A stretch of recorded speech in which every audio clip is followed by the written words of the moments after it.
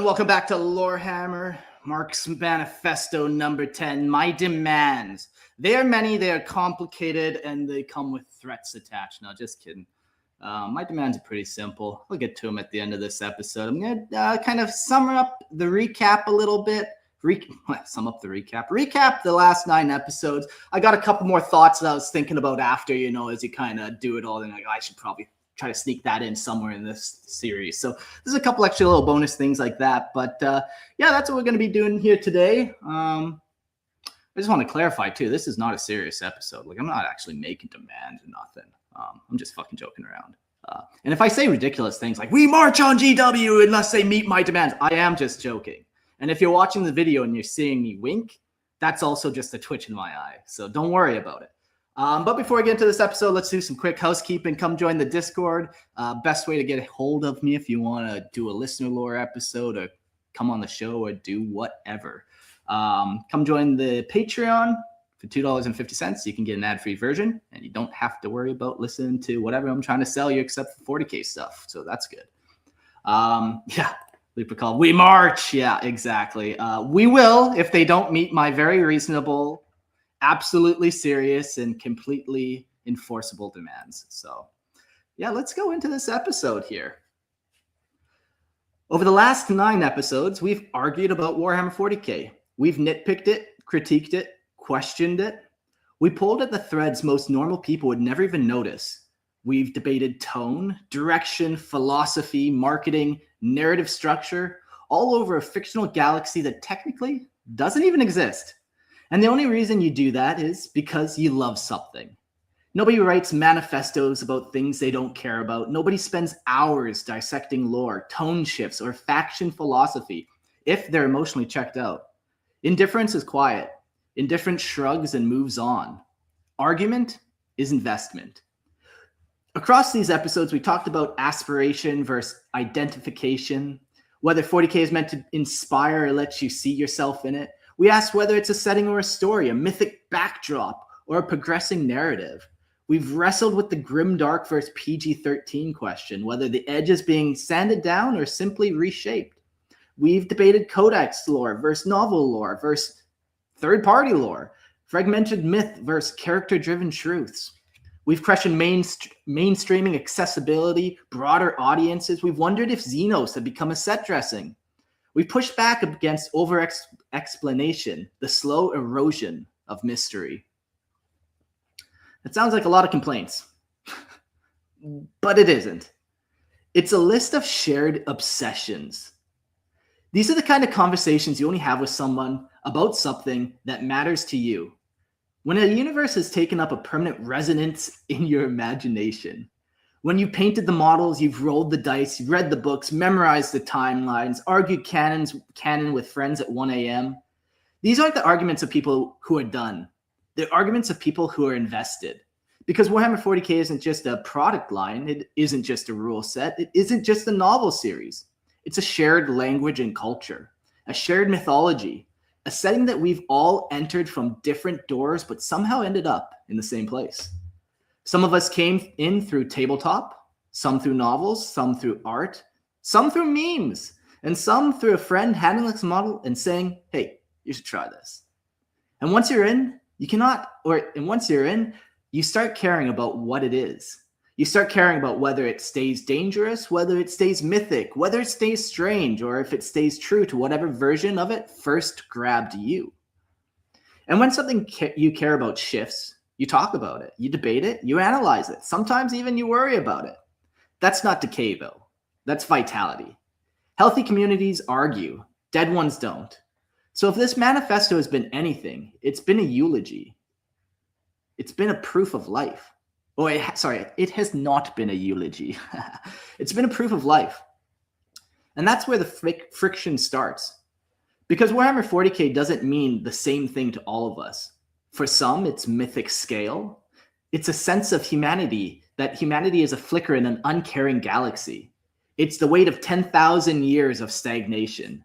It's the idea that no individual truly matters, that the setting itself is the protagonist.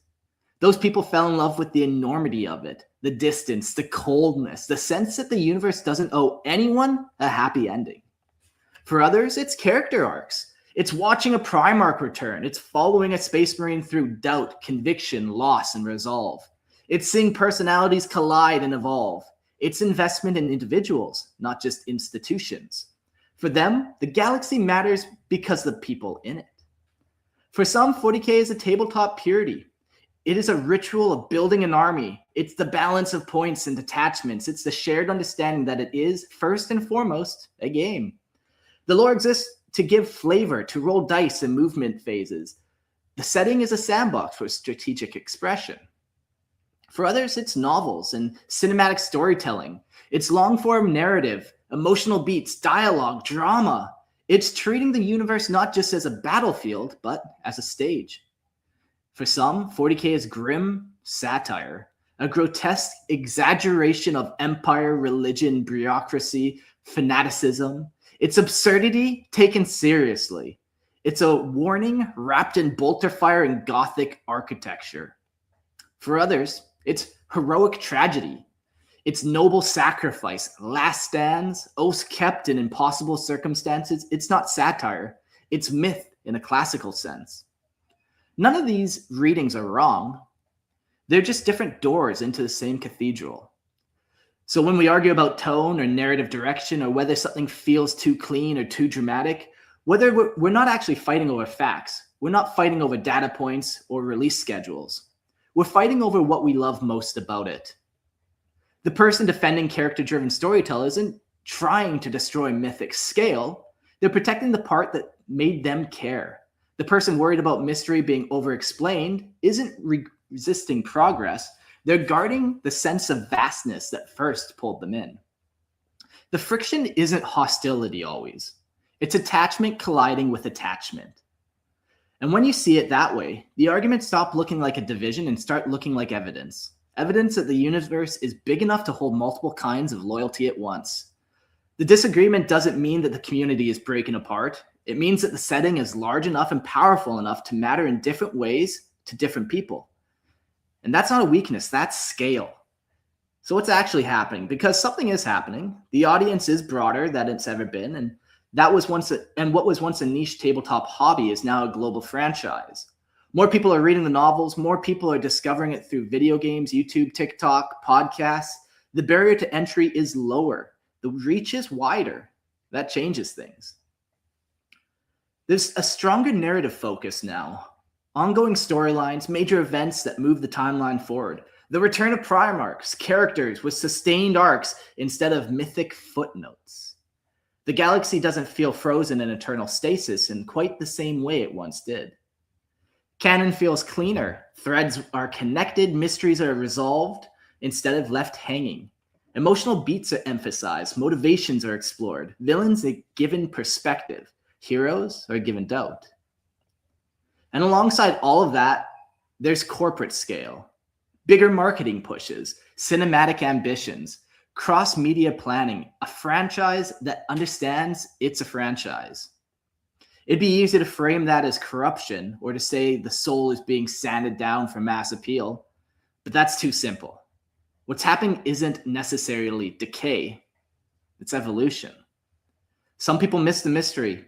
They miss when the Horus Heresy was a half-remembered legend instead of a fully dramatized saga. They miss when Primarchs were distant mythic figures rather than active participants. They miss when the gaps in the lore felt bigger than the answers. And that's valid. But others love the deep characterization. They love seeing motivations unpacked. They love watching long arcs unfold. They love seeing the galaxy They love that the galaxy feels like it's moving instead of endlessly looping. And that's valid too. Some want grimdark extremes pushed as far as they'll go. The satire sharper, the cruelty starker, the universe more alien and unforgiving. Others want cinematic tragic heroes. Emotional stakes, clear narrative through lines that make the setting feel accessible rather than impenetrable. Lupicol says, some people want more Imperial Fist poop bowls. Yeah. I want more Imperial Fist books of them pooping in their armor and redigesting it over and over for sustenance. We need more. Also, I learned the other day that I guess all Imperial Fists have the Imperial Fist tattooed on their ass. I don't know if that's canon. Maybe that was just like a one-off line in a book, and like maybe that just happened in a 10-year period. Either way, that has nothing to do with this episode, but now you know. So they're prioritizing different aspects of the same universe. When a setting grows, it stretches, and when it stretches, the tension between its original form and its new shape becomes visible. But stretching isn't the same thing as breaking. What we're witnessing isn't death of one version of 40K. It's a coexistence of multiple versions at once. The mythic backdrop is still there, the tabletop still exists, the codexes still read like fragments of an impossible history. The novel is still deep in characters, the satire still hums under the surface. The cinematic arcs still drive new fans in. It's not that something pure has been replaced. It's that the galaxy has got louder. And when something gets louder, the difference between what we each hear becomes clearer. And here's the part that matters the most. Despite everything, despite growth, evolution, narrative shifts, corporate expansion, some things haven't changed at all. We still debate lore. We still argue about canon. We still theory craft in comment section group chats like we're on the high Lords of Terror ourselves. We still dissect a single paragraph from a codex like it's an archaeological find. We still paint tiny soldiers at our desks at midnight. We still roll dice across the table and celebrate improbable saves like they're historic events. It was just a 6. We still complain loudly, passionately, repeatedly. And we still defend our factions like they're our hometown teams. Imperium players, Chaos players, Xenos loyalists, novel purists, tabletop purists, grimdark traditionalists, narrative progressivists. None of that has gone away. If anything, it's intensified. The arguments haven't gone away. They've only gotten louder as well. There are more voices now, more perspectives, more platforms, more takes. The debates are faster, broader, sometimes sharper. But they're still rooted in the same thing they are still rooted in the same thing they always were. Care. No one passionately defends something they feel nothing about. No one spends hours arguing whether a retcon makes sense if they've emotionally checked out. The sheer volume of discourse, the endless posts, videos, podcasts, debates, isn't a sign that the setting is dying. It's a sign it's alive. Living things generate friction. Living communities generate noise. A dead setting doesn't get argued about. It's forgotten. And 40K is many things, contradictory, excessive, evolving even at times, but forgotten is not one of them. The noise is proof of life, and eventually you realize something. 40K was never just the books on a shelf or the models in a display case. It wasn't just the codexes, it wasn't just the novels. It wasn't just campaign supplements or edition changes or product cycles. Those things matter. They shape the universe, they move the timeline, they introduce new characters, mechanics, and directions, but they aren't the constant. The constant is us. Pretty gay, hey? Yeah, I'm gonna get friendly with it. It's the late night game nights that run too late. It's the group chat that spiral into 200 messages about a single line of lore. It's the podcast like this one where you sit down and try to articulate why this frictional galaxy matters so much. It's the meme pages turning cosmic horror into inside jokes. It's the narrative campaigns built in the basements and garages that will never be official, but feel more personal than anything ever printed. It's the inside jokes about the Emperor's silence. It's the endless debate about chaos, whether it's seductive, tragic, overexposed, or misunderstood. That's the real infrastructure of 40K. The friction we talk about, that's the glue.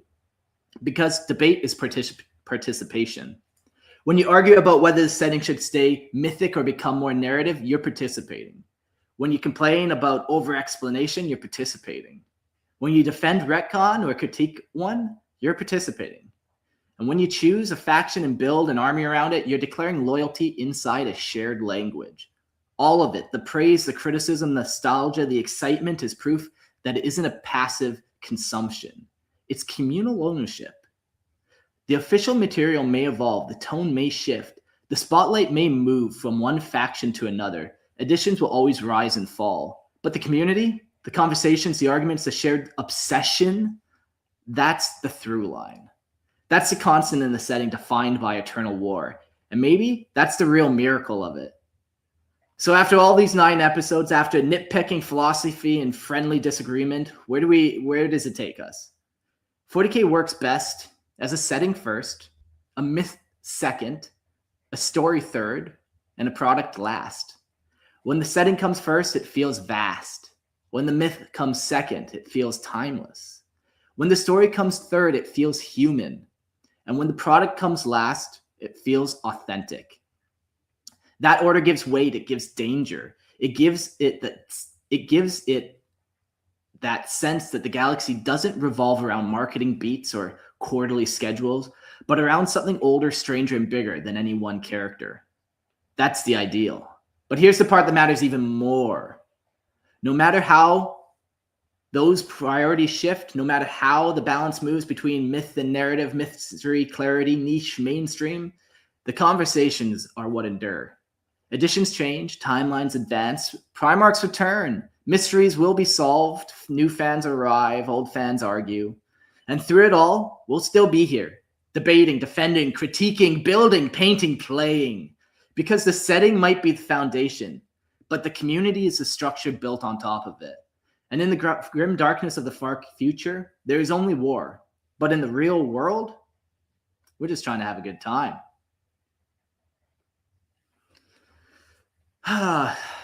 So sweet, 40K.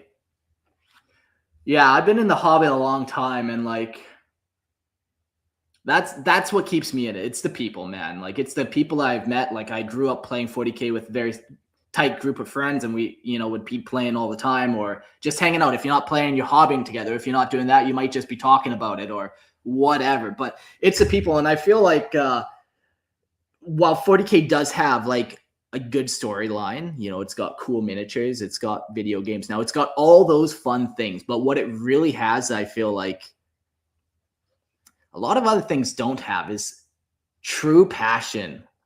Like it gets you. There's something about 40K. It's just so different than like Star Wars. Yes, there's crazy Star Wars fans out there, and there's a lot more of them.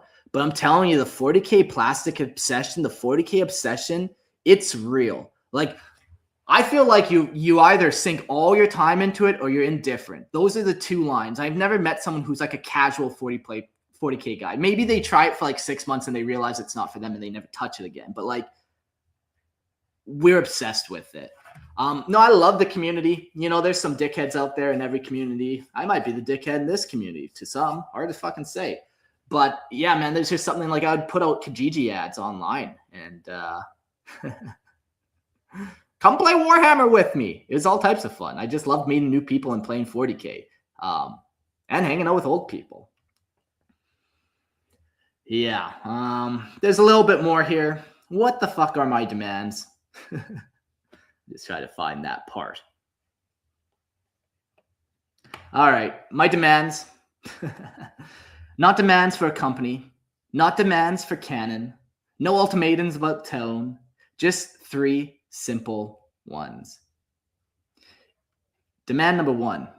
If you've listened this long, you're now legally obligated to join the Discord or Patreon, up to you. If you don't have money, just come join the Discord. Come hang out. If you've listened to like all these episodes and you haven't texted me hello, just come say hello. Yeah, you clearly care about and have opinions. Bring that energy. My demand number 2. If you live in Calgary, Alberta, shoot me a message. We'll hang out. We'll roll dice. Right now I'm down in Panama, but there's rumblings that I'm moving up by the end of the year, back up to Canada. So, maybe by the time you listen to this, I might be back up there. And if not, like I'll direct you in the direction of some other people in Lorehammer that you can go play to, or go play at Ogre's Den or do whatever. But hey, if you hear this, message me. I'm gonna be back in Canada eventually, and we'll roll dice together. That's my number 2 demand. I want to roll dice with you, or paint. We can paint. I don't know how to play 40K, so rolling dice might just be might be a goddamn nightmare. And my final demand. Whatever aspect of 40K gets you going, do what you can to make that aspect of 40K better. If it's mythic scale, good. If it's character arcs, grim satire, heroic tragedy, If you're here for chaos, the Imperium, or Xenos, good. Make it better. I don't know how you make your individual corner better. Maybe you have an individual talent of making animated videos. Maybe you start doing that. I know with CGI, maybe that's not the move. Hey, but maybe you're good with CGI and you make videos with that. I don't know. Just whatever area of 40K you're interested, try making it better. If you're, at your local gaming store and you kind of been going there, maybe ask if you can set up like a one-day tournament or something like that. Just see if you can get something going. Just try to make it better. For me, I know the way I tried to make 40K better is obviously through Lorehammer, but in like my personal life, I was kind of the guy that every week would be sending out those messages to people like, hey, my garage is open on Thursday. Let's roll dice. And, I'm sure it annoyed a lot of people to get that message from me every week, but every third week when they would show up, like I'm sure they were also happy that they got that message. So do whatever you can to try to connect with people and grow the hobby and make it bigger and better.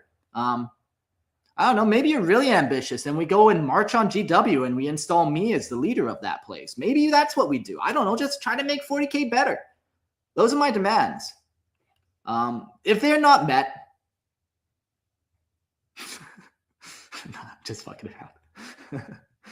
Clearly, I'm just here to have fun with 40K. I've been obsessed with it ever since a little boy. I just love talking about it and sharing my passion with people about 40K.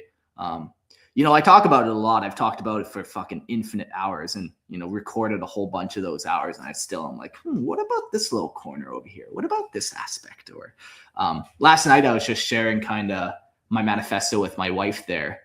And I think the biggest thing I took away from this when writing all these was kind of just trying to unpack what appeals to people about the codexes, what appeals to people about the novels, and what appeals to people about like the video games, and came up with like the novels are like the structure. Oh, sorry. The codexes are like the structure, the framework. The novels are like the emotional beat. And then the media is like that visceral, raw, like beginner entry point. And when breaking it down into those, like the novels, I never really found them enticing ever to me. Like I'm not a very emotional guy. Yeah, I get passionate and ragey, but like I'm not really that emotional. So the novels just don't quite do it for me. Or then you get to a part of the novel where they're like, okay, so now I'm reading just some horrific torture scene. I'm like, I just don't want to ingest that. I like the structure, but it was fun kind of dissecting that and being like, what is grabbing people to the novels that's not grabbing me the same way, or like just whatever. So I really enjoyed that episode. That was kind of my big takeaway. I'm going to kind of look at that in a different perspective when trying to digest novels of like, okay, what is the emotion, or what is like the actual progression or whatever here that they're trying to tell me. Anyways, so I repeat my demands just for those in the back. Demand number 1, come join the Discord or the Patreon. 1's free. 1 only costs you a couple bucks and you really do me a favor. Demand number 2, if you live in Calgary, shoot me a message. Let's roll some dice. I don't have a garage. I don't even live in Calgary right now, but maybe I will one day. I will one day. Within the year, I definitely will be. And demand number 3, make 40K better in whatever little way you can. Whatever little 40K corner group you have going, be the guy that brings Coke there just to make it a little bit better. All right, everyone. I hope you enjoyed my manifestos. I think we're getting to Reboot Gilliman after this, so keep your eye out for that. And thanks for listening, and see you later.